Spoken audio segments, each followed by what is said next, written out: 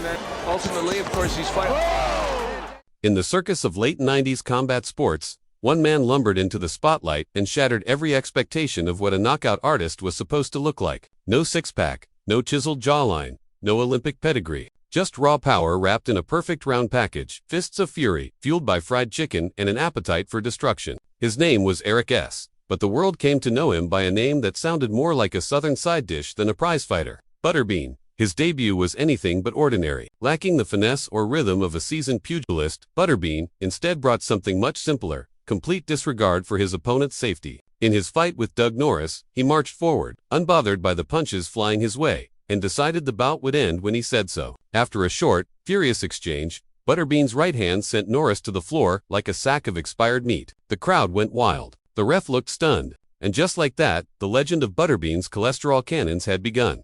2 weeks later, Butterbean climbed back into the ring, this time to face Paul Springer, a fighter built in the same overstuffed mold. But Butterbean wasn't interested in comparing physiques. 30 seconds was all he needed to turn Springer into a promotional poster for before and after, with Butterbean as both. With every fight, the crowd got louder, the arenas got fuller, and the list of names on Butterbean's hit list kept growing. In 19, Butterbean found himself in the desert heat of Nevada, squaring off against Pat Jackson, a man with the fury of a prize bull and fists like anvils. Jackson came out fast, striking with enough power to leave cracks in the air. Butterbean, to his credit, weathered the early assault with that signature glazed expression, soaking up body shots like a human punching bag. But the punishment didn't faze him. If anything, it made him hungrier. As the round wore on, Butterbean started to return fire, digging hooks into Jackson's ribs like he was kneading dough. The more Jackson punched, the more Butterbean pressed forward. The ring, meant to be neutral territory, had suddenly become the Bean's kitchen, and Jackson was the main course. The chaos peaked when even the referee caught a stray shot in the storm. Butterbean, locked in and fired up, accidentally flattened the official during a furious exchange. Jackson, perhaps fearing he'd be next, wisely chose to quit at the bell. Butterbean stood alone, breathing heavy, victorious once more, and proving not even the officials were safe in his orbit. By early 1986, Butterbean was unstoppable. Challenger after challenger lined up, each more diluted than the last, thinking they could handle the storm. James Baker tried. His reward: a thunderous first-round KO that left him seeing stars before he even broke a sweat. Richard Davis entered the ring with more attitude than talent, grinning and taunting before the first bell. Butterbean didn't play along. A left hook cut the show short. Davis went down like a man who had just remembered he left the oven on, only it was his brain that was cooking. 1 minute into the fight, it was over. The lesson was clear: do not mock the Bean. Then came Jonathan Whitfield, a man nicknamed the Bull, who had the nerve to try and intimidate Butterbean during the pre-fight stare-down. He squared up like a real threat, tall, cut, athletic. But Whitfield made one critical mistake. He thought Butterbean feared men. In truth, Butterbean only feared two things: empty refrigerators and cardio workouts. The bell rang, and the so-called Bull was reduced to a steer in seconds. Butterbean battered him with clubbing fists until he folded like lawn furniture.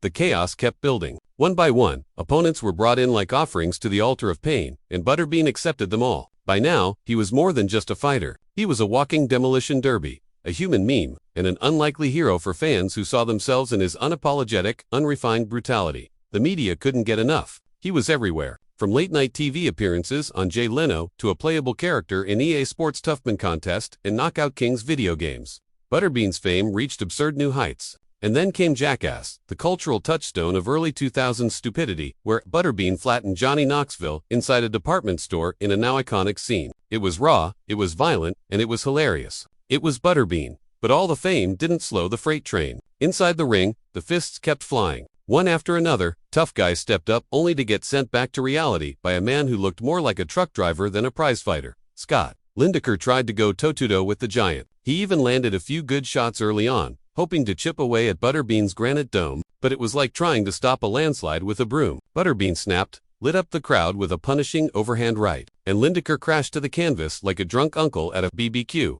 But not every fight went according to plan. In late 1996, a challenger finally gave Butterbean something he hadn't tasted in a long time: resistance. His name was Billy Eaton, and he brought more than just size. He had the stamina, he had the technique, and he had a mustache thick enough to anchor a ship. When the first bell rang, Eaton stunned Butterbean with a clean shot that sent the big man tumbling. The arena gasped. Was this it? Was the Bean about to get baked? Not quite. The knockdown woke something inside Butterbean. A rage, a hunger. The two men began exchanging bombs in what quickly turned into a savage brawl. Eaton, fueled by sheer grit, weathered the onslaught and landed shots of his own. When the dust settled, both men stood battered, bloody, and bruised. The judges couldn't separate them. It was ruled a draw.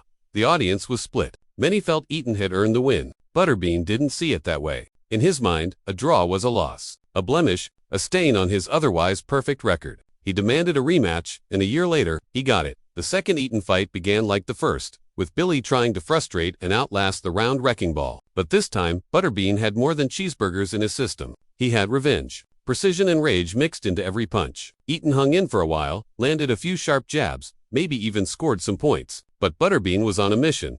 Round after round, he battered the challenger's face and body with bone-shaking blows. By the fifth, Eaton could barely stand, and when Butterbean finally landed the finishing shot, a sledgehammer of a left hook, Eaton went down for good. Redemption was served. Butterbean had reclaimed his throne, but now, the question loomed. How much longer could this spectacle last? Could Butterbean continue to dominate as the competition got tougher and the expectations got higher? Was he just a novelty, or was there something more? Let us know in the comments, and if you liked the video, don't forget to subscribe the channel. 4 rounders.